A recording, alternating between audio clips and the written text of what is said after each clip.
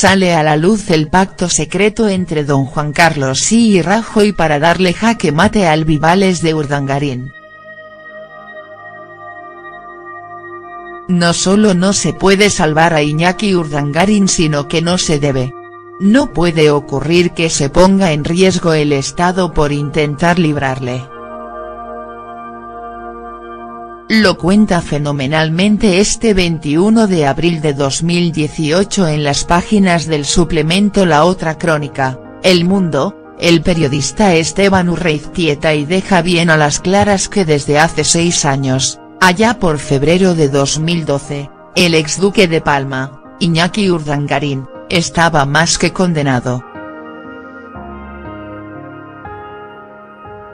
Solo faltaba ponerle día y hora a su entrada en prisión. Según el avezado reportero del diario de Unidad Editorial, todo se produce desde el momento en que la corona recibe los primeros impactos del torpedo que ha supuesto destapar el caso Noos. No solo no se puede salvar a Iñaki Urdangarín sino que no se debe.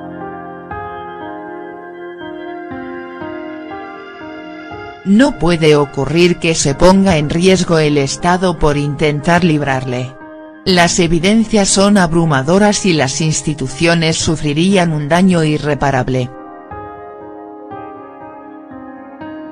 Aquellas palabras fueron cruzadas en presencia, entre otros, del rey Juan Carlos, el presidente del gobierno Mariano Rajoy, el ex fiscal general del Estado Eduardo Torres Dulce y el ex ministro de Justicia Alberto Ruiz Gallardón en una cita que desveló en exclusiva este periódico.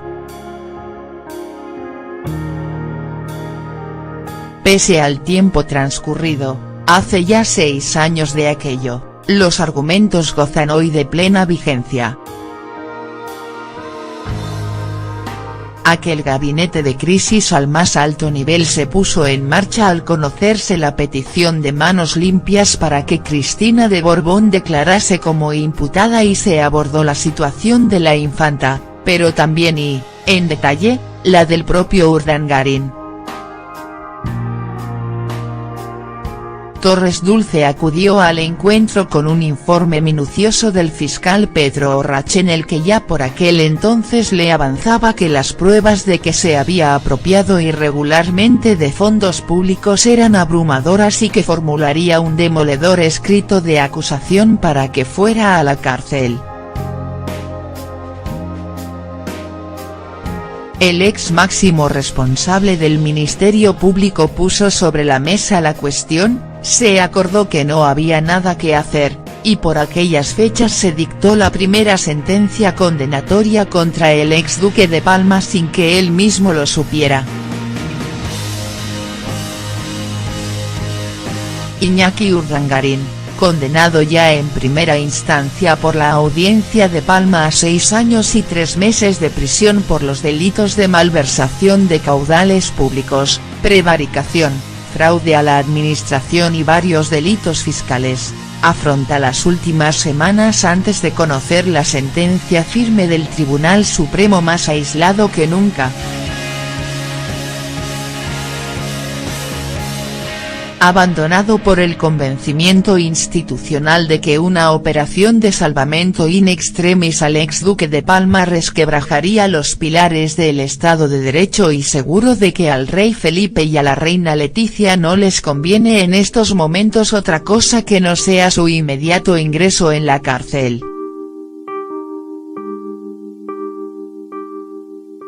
De ahí que quien fuera presidente del instituto Noos aguarde lo que considera un desenlace inevitable asumiendo que el alto tribunal le enviará a prisión y confirmará en lo sustancial la sentencia dictada por la Audiencia de Palma.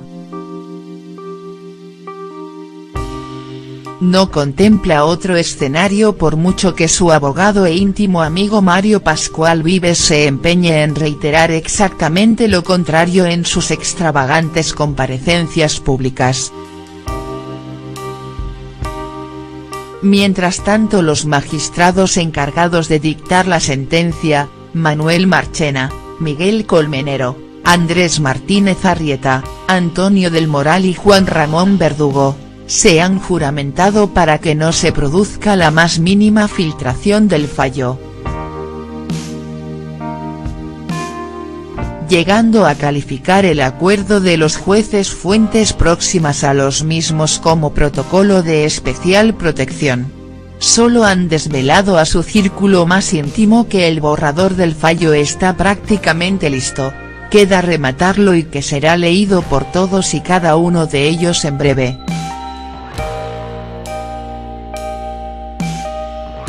El exjugador internacional de balonmano intenta aplacar en Suiza su impotencia ante lo irremediable, culpando con dureza entre sus más allegados a la primera institución del Estado de no haber hecho lo suficiente para ahorrarle este trance. Urdangarin sigue convencido, o así lo expresa con rotundidad, pese al reguero de evidencias que dejó tras de sí, que su implicación en el caso no os pudo haber tenido y tendría todavía solución si la jefatura del Estado se hubiera empleado con la misma determinación que lo hizo con su esposa.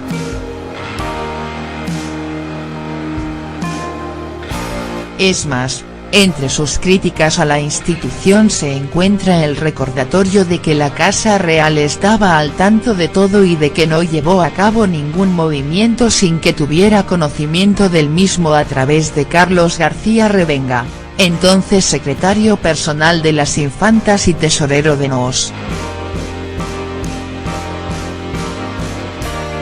En esto coincide plenamente Urdangarin con su antigua mano derecha, Diego Torres, que alude a esta tutela recordando que existía en la entidad una carpeta titulada precisamente Supervisión Zarzuela en la que se quedaba registrado cada movimiento que realizaban, compra de fotocopiadoras incluida.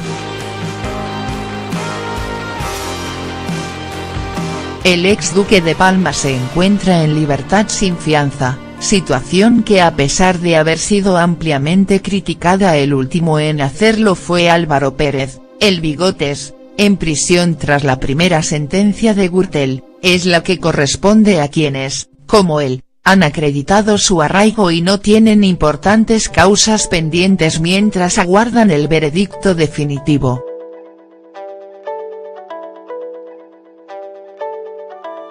Ahí está el ejemplo del expresidente de Bankia, Rodrigo Rato, que permanece en libertad a la espera de que el alto tribunal resuelva su recurso de casación por el caso de las tarjetas Black, en el que fue condenado a 4 años y medio o debería ocurrir en el inminente caso Gürtel.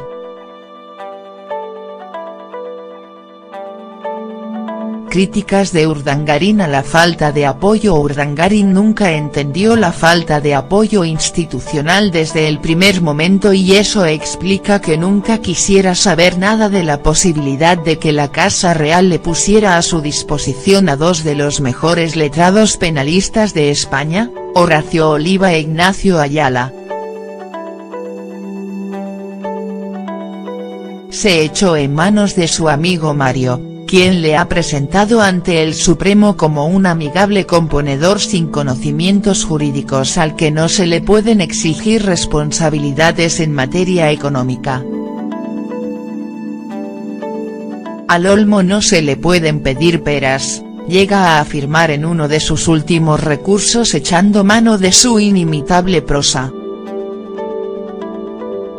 El marido de la infanta Cristina pregona en el desierto su inocencia mientras comprueba que ya solo le queda el apoyo de su esposa, que sigue a su lado sin el más mínimo reproche, y que también se suma a la feroz crítica hacia la Casa Real que, cuentan en su entorno, va en aumento a medida que pasan los días y se acerca peligrosamente el día del veredicto. Piensa que con algunos mínimos retoques de la sentencia de la Audiencia de Palma, porque así se lo han dicho letrados de su confianza, su panorama podría variar por completo y lograr una rebaja sustancial, pero considera muy improbable que el Supremo se preste a ello con una petición de la Fiscalía de que le sea aumentada en 10 años la condena y con el foco de la opinión pública escrutando el contenido del fallo.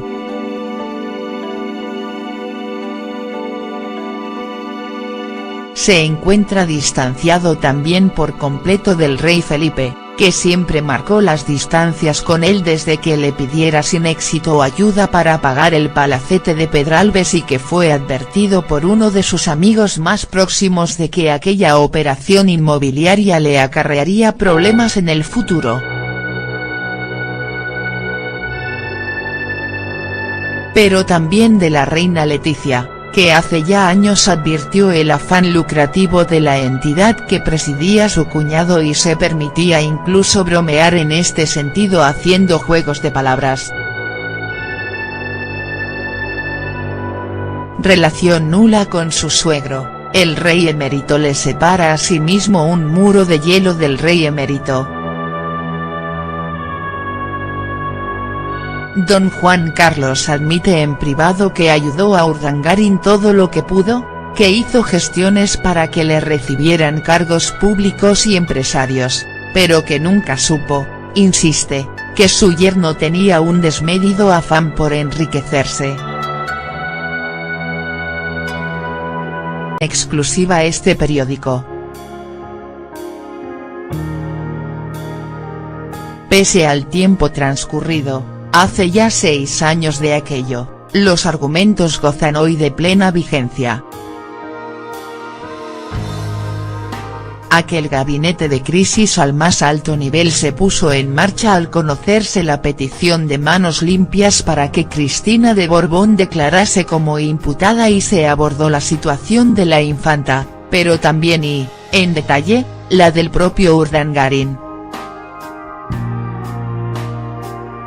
Torres Dulce acudió al encuentro con un informe minucioso del fiscal Pedro Orrach en el que ya por aquel entonces le avanzaba que las pruebas de que se había apropiado irregularmente de fondos públicos eran abrumadoras y que formularía un demoledor escrito de acusación para que fuera a la cárcel. El ex máximo responsable del Ministerio Público puso sobre la mesa la cuestión, se acordó que no había nada que hacer, y por aquellas fechas se dictó la primera sentencia condenatoria contra el ex duque de Palma sin que él mismo lo supiera.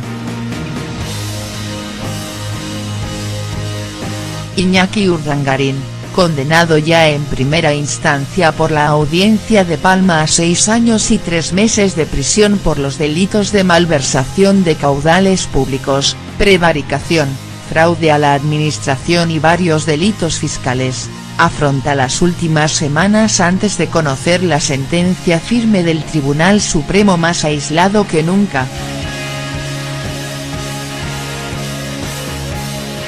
Abandonado por el convencimiento institucional de que una operación de salvamento in extremis al ex duque de Palma resquebrajaría los pilares del Estado de Derecho y seguro de que al rey Felipe y a la reina Letizia no les conviene en estos momentos otra cosa que no sea su inmediato ingreso en la cárcel.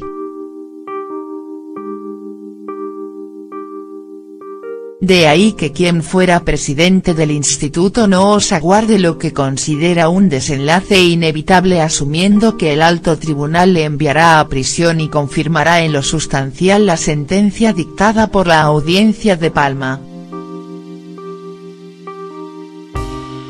No contempla otro escenario por mucho que su abogado e íntimo amigo Mario Pascual Vives se empeñe en reiterar exactamente lo contrario en sus extravagantes comparecencias públicas. Mientras tanto los magistrados encargados de dictar la sentencia, Manuel Marchena, Miguel Colmenero, Andrés Martínez Arrieta, Antonio del Moral y Juan Ramón Verdugo, se han juramentado para que no se produzca la más mínima filtración del fallo. Llegando a calificar el acuerdo de los jueces fuentes próximas a los mismos como protocolo de especial protección. Solo han desvelado a su círculo más íntimo que el borrador del fallo está prácticamente listo, queda rematarlo y que será leído por todos y cada uno de ellos en breve.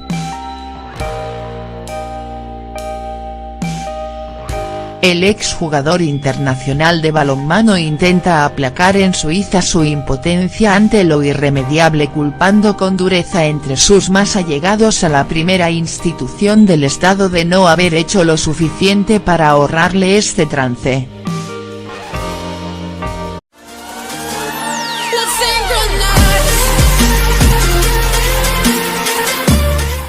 Sale a la luz el pacto secreto entre don Juan Carlos y Rajoy para darle jaque mate al Vivales de Urdangarín.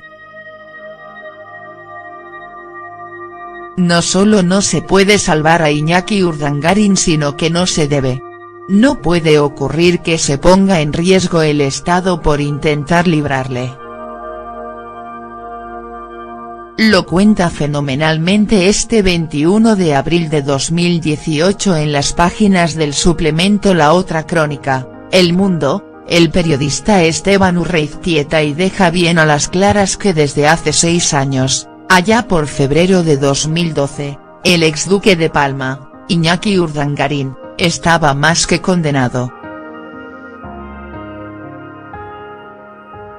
Solo faltaba ponerle día y hora a su entrada en prisión. Según el avezado reportero del diario de Unidad Editorial, todo se produce desde el momento en que la corona recibe los primeros impactos del torpedo que ha supuesto destapar el caso Noos. No solo no se puede salvar a Iñaki Urdangarín, sino que no se debe.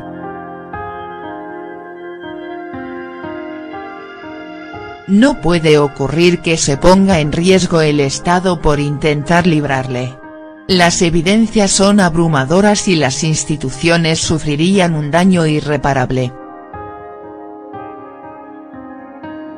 Aquellas palabras fueron cruzadas en presencia, entre otros, del rey Juan Carlos, el presidente del gobierno Mariano Rajoy, el ex fiscal general del Estado Eduardo Torres Dulce y el ex ministro de Justicia Alberto Ruiz Gallardón en una cita que desveló en su recurso de casación por el caso de las tarjetas Black, en el que fue condenado a 4 años y medio o debería ocurrir en el inminente caso Gürtel.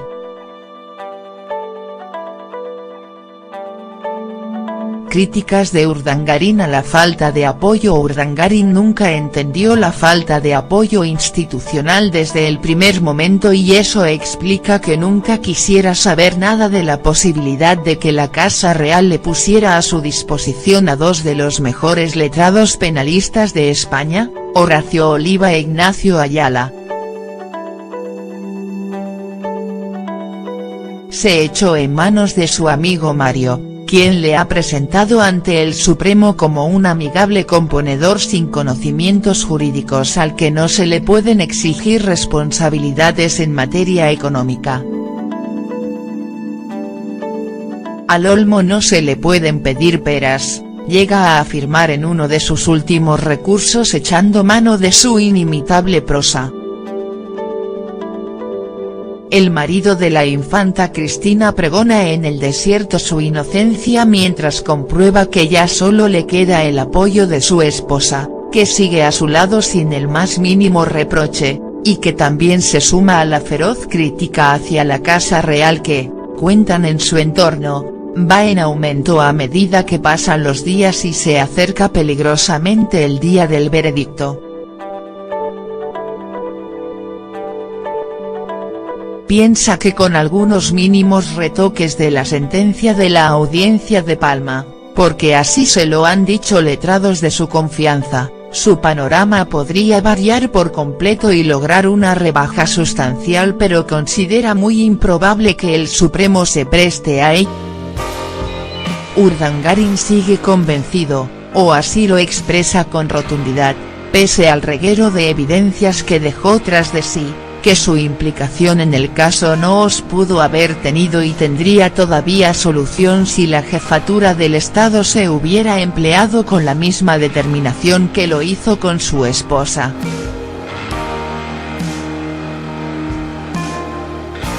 Es más, entre sus críticas a la institución se encuentra el recordatorio de que la Casa Real estaba al tanto de todo y de que no llevó a cabo ningún movimiento sin que tuviera conocimiento del mismo a través de Carlos García Revenga, entonces secretario personal de las infantas y tesorero de NOS. En esto coincide plenamente Urdangarín con su antigua mano derecha, Diego Torres, que alude a esta tutela recordando que existía en la entidad una carpeta titulada precisamente Supervisión Zarzuela en la que se quedaba registrado cada movimiento que realizaban, compra de fotocopiadoras incluida.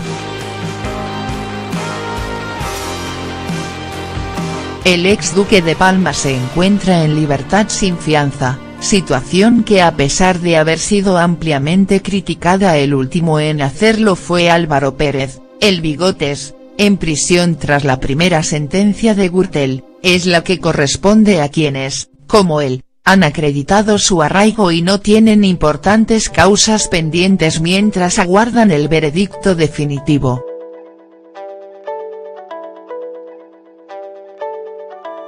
Ahí está el ejemplo del expresidente de Bankia, Rodrigo Rato, que permanece en libertad a la espera de que el alto tribunal resuelva